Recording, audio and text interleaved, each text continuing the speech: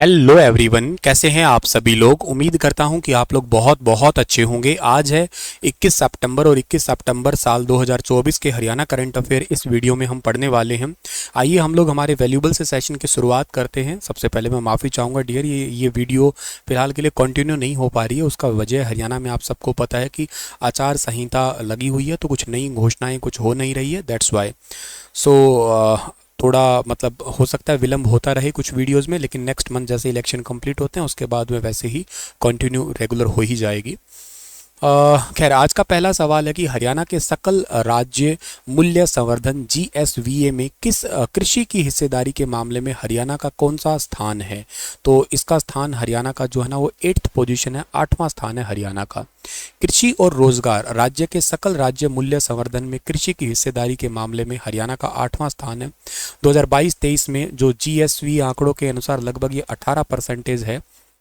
हालांकि कुल कार्यबल में कृषि की हिस्सेदारी के मामले में जो आवधिक श्रम बल सर्वेक्षण है उसमें बेसिकली 2022-23 के अनुसार लगभग 32% है। हरियाणा उसमें 15वें स्थान पे रहा है। ठीक है, और इसके अलावा जो है ना आपको एक बात और याद रखनी है इसके अंदर, वो ये है कि हरियाणा भारत में बाकी राज्यों की तुलना में, इसका मतलब ये समझ के चलो कि एग्रीकल्चर के अंदर जो है ना वो कुछ अच्छा कर रहा है। मतलब एग्रीकल्चर एक्टिविटी में जो है ना बहुत इंपॉर्टेंट रोल अदा कर रहा है हरियाणा राज्य।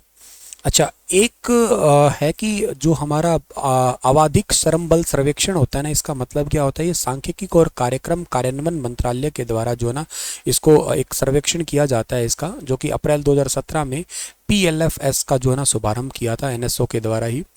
पीएलएफएस का मतलब क्या होता है सर? देखो, ये क्या है, एक वर्तमान साप्ताहिक स्थिति होती है ये, जो शहरी क्षेत्र के लिए 3 महीने के अंदर जो है ना जो रोजगार बेरोजगारी इन संकेत के ऊपर आधार होता है। भाई अगले तीन तीन महीने के अंदर जो है ना कितनी जनसंख्या है, कितने लोग हैं, कितने लोगों के अंदर जो है ना बेरोजगारी है, उस स्थिति को जो है ना ये भांपता है, पता लगाता है एक्चुअली। तो उससे संबंधित है ये वाला आपका। ठीक है ना, तो आवधिक श्रम बल सर्वेक्षण, जिसको पीएलएफएस के नाम से भी जाना करते हैं हम लोग। हाल ही में नीरज चोपड़ा 2024 में डायमंड लीग फाइनल में किस स्थान पे रहा है? तो डायमंड लीग में नीरज चोपड़ा रहा है दूसरे स्थान पे। ऑप्शन नंबर बी ठीक रहेगा। 2024 का डायमंड लीग फाइनल में दूसरे स्थान पे रहे, केवल 1 सेंटीमीटर से टॉप स्थान से चूक गए ये। नीरज चोपड़ा का जो थ्रो था ना वो था 87.86 मीटर था, और ग्रेनेडा के एंडरसन पीटर ने जो ना दूसरे स्थान पे रहे थे ये, और इन्होंने कितना फेंका था? 87.87 मीटर। ठीक है ना, तो मतलब 0.1 सेंटीमीटर ही कह लो, मतलब 1 सेंटीमीटर का ही मतलब जो है ना चूक हो गई थी केवल। 1 सेंटीमीटर की वजह से इनको सेकंड पोजीशन पे आना पड़ा। चोपड़ा का सर्वश्रेष्ठ थ्रो उनके तीसरे प्रयास में आया था, जबकि पीटर्स का विजयी थ्रो उनके पहले ही प्रयास से प्राप्त हो गया था।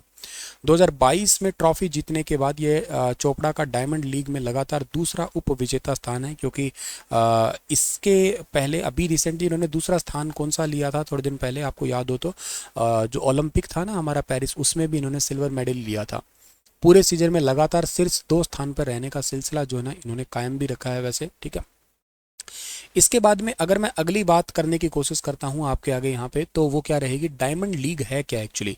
तो वो डायमंड लीग एक वर्ल्ड एथलीट के द्वारा आयोजित आउटडोर ट्रैक और फील्ड मीटिंग की एक वार्षिक श्रृंखला है। इसको 2010 में जो है ना वो सेटअप किया गया है। इसमें 32 डायमंड डिसिप्लिन कार्यक्रम होते हैं, जिसमें प्रत्येक बैठक में विभिन्न कार्यक्रम आयोजित किए जाते हैं। जैसे कि डायमंड लीग 32 विषय है इसके अंदर।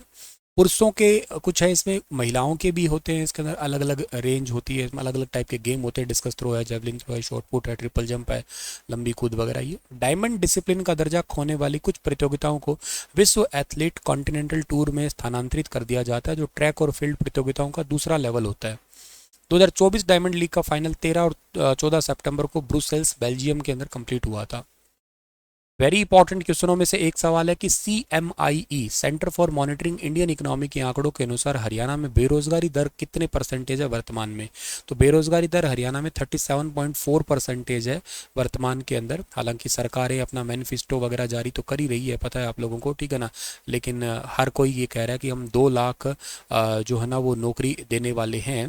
पर भले ही नौकरी दो आप, पर मैनिफेस्टो जो जारी किया है डियर, ठीक है ना, तो ये पॉइंट आप लोगों को याद रखना है। नेक्स्ट है कि केंद्र सरकार ने ये तो खैर मैंने बता ही दिया था आपको। हाँ, इसका एक पीरियोडिक जो लेबर फोर्स सर्वे है ना, जिसको आवधिक श्रम बल सर्वेक्षण कहते हैं हम लोग, उसके अंदर जो है ना क्या रहेगा, उसमें बेसिकली जो है ना 15 साल से अधिक उम्र वालों की शहरी बेरोजगारी 2023 में 8.8% से घट के 4.1% हो गई, और ये जो औसत है वो 6.7% से नीचे है।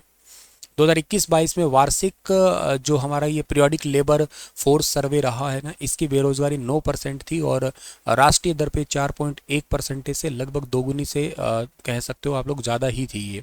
मतलब हरियाणा में बेरोजगारी का लेवल ओवरऑल कहा जाए तो बहुत ही ज़्यादा है।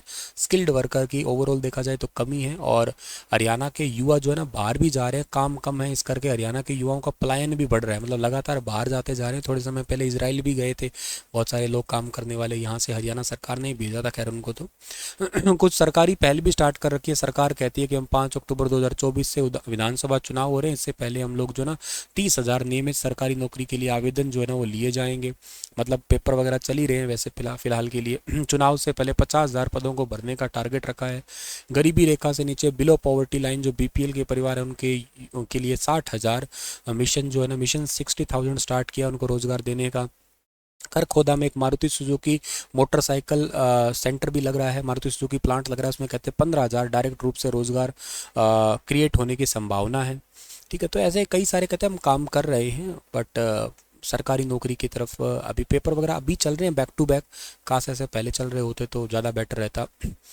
हरियाणा राज्य नारकोटिक कंट्रोल ब्यूरो जो है ना, इन्होंने रिसेंटली अभी कौन सी परियोजना स्टार्ट की थी, चक्रव्यूह द एस्केप, जिसका उद्देश्य है किशोरों को मादक पदार्थ नशे की लत से दूर रखना, इसका सीधा सीधा टारगेट है।